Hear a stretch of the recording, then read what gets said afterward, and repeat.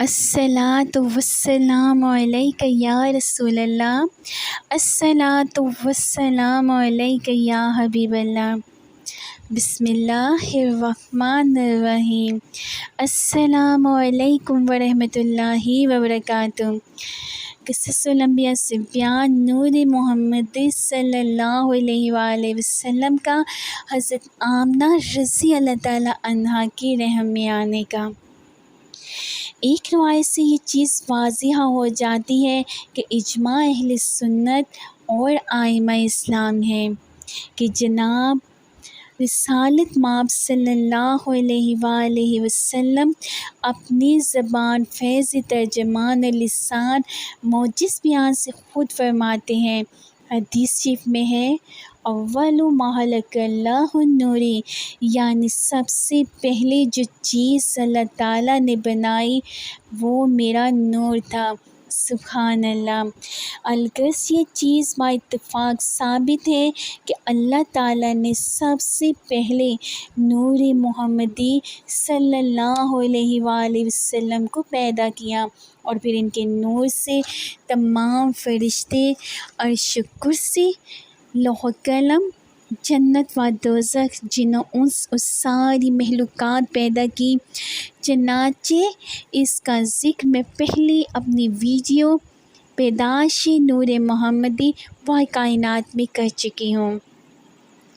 کتاب روضۃ الاحباب و کتاب الاحبار میں لکھا ہے کہ جس وقت اللہ تعالیٰ نے حضرت آدم صفی اللہ کو پیدا کیا تو نور محمدی صلی اللہ علیہ وآلہ وسلم حضرت آدم علیہ السلام کی پیشانی پر ظہور کیا، ایسا کہ ان کی پیشانی اس نور محمدی صلی اللہ علیہ وآلہ وسلم سے عرش تک چمکتی تھی۔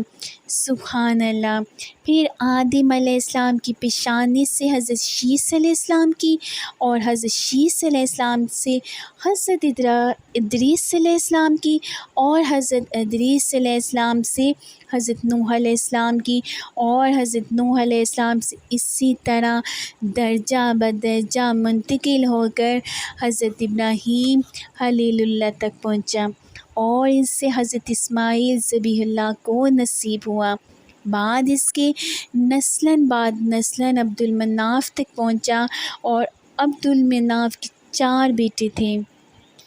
ان کے نام یہ ہیں: عبد الشمس، ہاشم، ابو المطلب اور ابو نوفل، اور ہاشم رسول اللہ صلی اللہ علیہ وآلہ وسلم کے دادا محترم تھے۔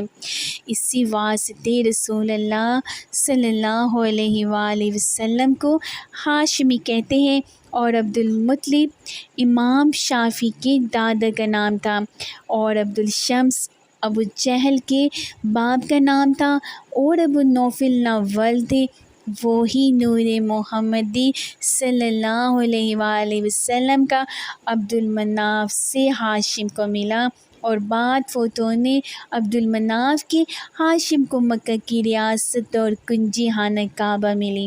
اتفاقاً انہی ایام میں مکے میں قحط پڑا، اور اکثر آدمیوں کو رات و دن فاقہ گزرتا تھا۔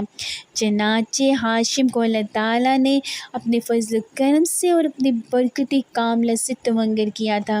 انہوں نے تمام مکہ والوں کی ضیافت کی، اور جب دسترخوان بچھاتے تو روٹیاں توڑ توڑ کر اور ٹکڑے کر کے دسترخوان پہ رکھتے تھے کہ کھاتے وقت کسی کو معلوم نہ ہو سکے کہ کس نے کتنی روٹیاں کھائیں۔ اللہ اکبر۔ اسی وجہ سے ان کا نام ہاشم رہا، اور اول نام ان کا عمر تھا، اور ان سے عبد المطلب پیدا ہوئے، اور پھر عبد المطلب سے کئی بیٹے پیدا ہوئے۔ جب انہوں نے نظر مانی اللہ تعالیٰ سے کہ اگر میرے 10 بیٹے پیدا ہوں گے تو ان سے ایک کو اللہ کی راہ پر قربان کروں گا۔ ایک روایت میں ہے، جب ہاشم کو مکہ معظمہ کی ریاست ملی تو خبر ملی کہ چاہے زمزم میں اسماعیل ذبیح اللہ نے خزانہ جمع کر رکھا ہے تو چاہا اس کے اندر سے نکالیں۔ پھر انہوں نے وہ چاہ کھودا تو اس کے اندر وہ خزانہ نہ پایا، اور اللہ کی مرضی سے پانی بھی اس کا سوکھ گیا۔ پھر انہوں نے اللہ تعالیٰ سے نظر مانی کہ اگر خزانہ مجھ کو مل گیا تو میں اس چاہ کو سر نو تعمیر کروں گا اور پھر ایک لڑکی کو بھی تیرے نام پر قربان کروں گا۔ چنانچہ پھر انہوں نے وہ چاہ کھودا، اللہ کی فضل سے بہت خزانہ اسے پایا۔ ایک روایت ہے کہ اس خزانے میں سے دروازے خانہ کعبہ کے لوہے اور فلات سے بنوائے اور چاہ زمزم کی بھی درستگی کروا دی، اور پھر کہانوں کو بلوا کر اپنی نظر کا حال بیان کیا۔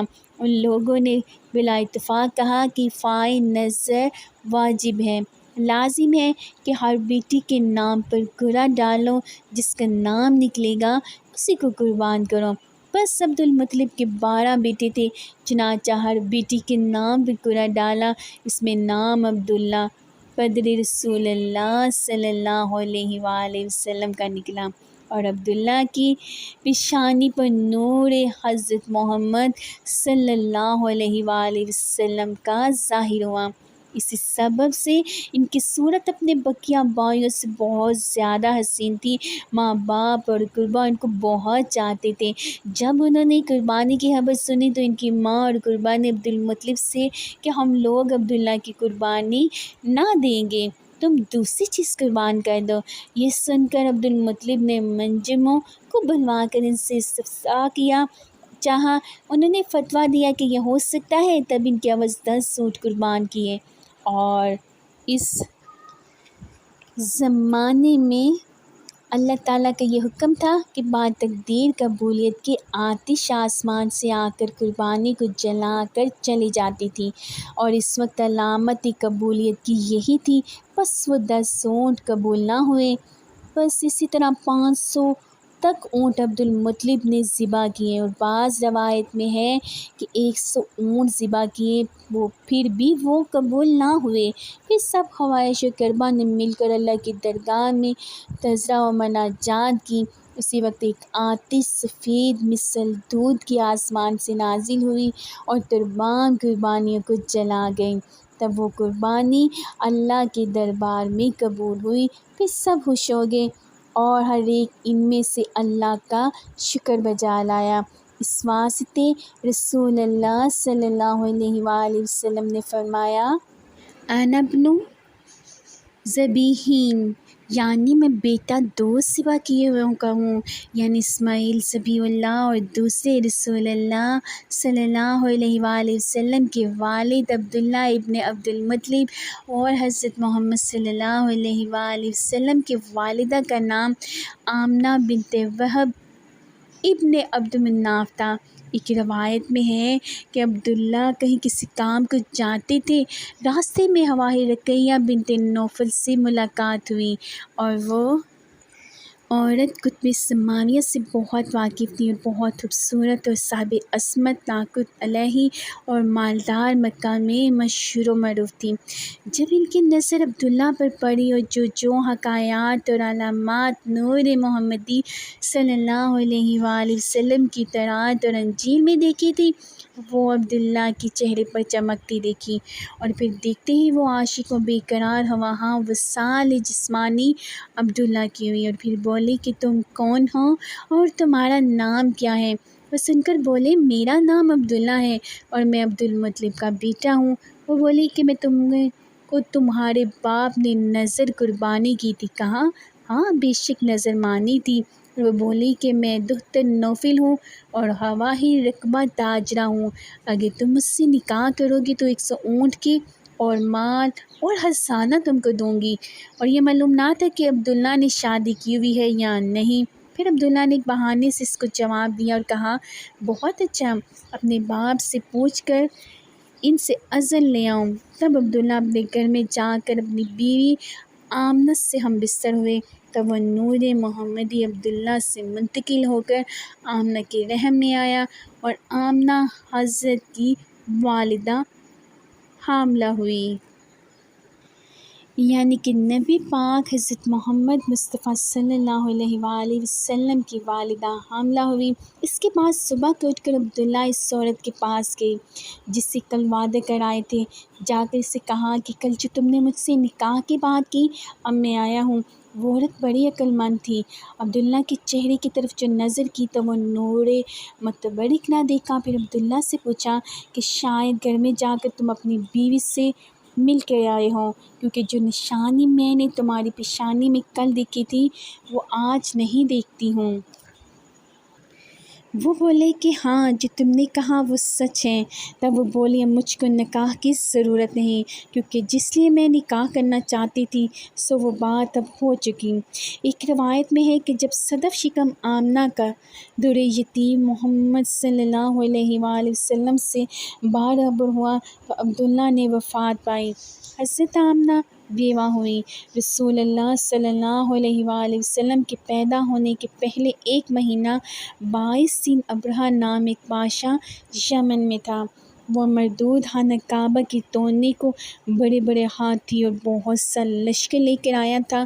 اللہ تعالیٰ نے بابرکت قدوم حضرت صلی اللہ علیہ وآلہ وسلم کے اس کے ہاتھ سے خانہ کعبہ کو محفوظ رکھا۔